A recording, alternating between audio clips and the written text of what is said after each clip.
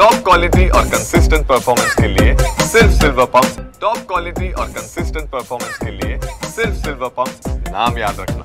केंद्र पुरस्कृत नवभारत साक्षरता कार्यक्रमांतर्गत सन 2024-25 मध्ये उल्हास ॲपवरती सर्व असाक्षरांची सोलापूर जिल्ह्यासाठी नोंदणी झालेले एकूण असाक्षर 22,542 होते।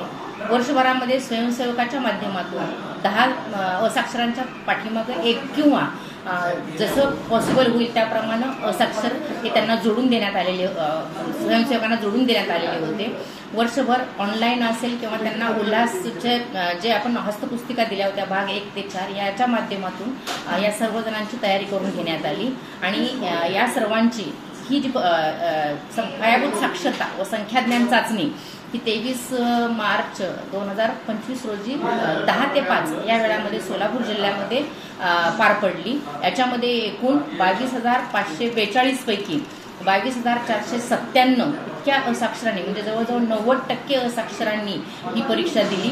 या परीक्षेमध्ये सगळ्यात महत्त्वाचं वैशिष्ट्य म्हणजे याच्यामध्ये असणारा जो वयोगट होता हा जास्तीत जास्त उत्साही हा 60+ म्हणजे 60 वर्षापुढील वयोवृद्धांमध्ये दिसून आला। काही ठिकाणी 90 वर्षाच्या पुढील देखील असाक्षर याच्यामध्ये सामील झाले आणि अर्थातच सर्वांमध्ये याच्यासाठी आनंदी वातावरण होतं आणि सर्वांनी या आनंदी वातावरणामध्ये खूप छान प्रकारे परीक्षा दिलेली आहे आणि या चाचणीचा निकाल आपल्याला 31 मार्च 2025 रोजी मिळणारच आहे आणि यानंतर याच्या पुढे सुद्धा या साक्षरतेचा उपयोग त्यांना आर्थिक साक्षरता असेल, डिजिटल साक्षरता असेल किंवा दैनंदिन व्यवहार असतील, आहार असेल, आरोग्य असेल, याचबरोबर बालसंगोपन असेल इत्यादी सर्व बाबींमध्ये जी त्यांना माहिती देण्यात आलेली आहे त्याचा नक्कीच त्यांना त्यांच्या आयुष्यासाठी उपयोग होणार आहे आणि नवसाक्षर म्हणून यांना केंद्र शासनामार्फत प्रमाणपत्र देखील देण्यात येणार आहे आणि निश्चितच या प्रमाणपत्रामुळं आणि या साक्षरता अभियानमुळं आपला सोलापूर जिल्हा लवकरात लवकर साक्षर होईल अशी मला निश्चित आशा वाटते।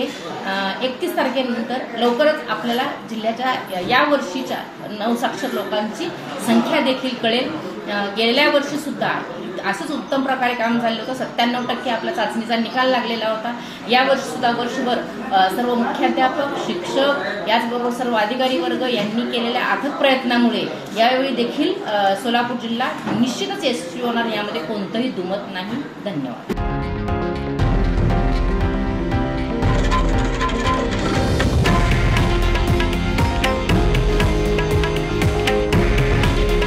हे आहे देशातील नंबर 1 न्यूज नेटवर्क आणि आपण पाहत आहात TV9 मराठी।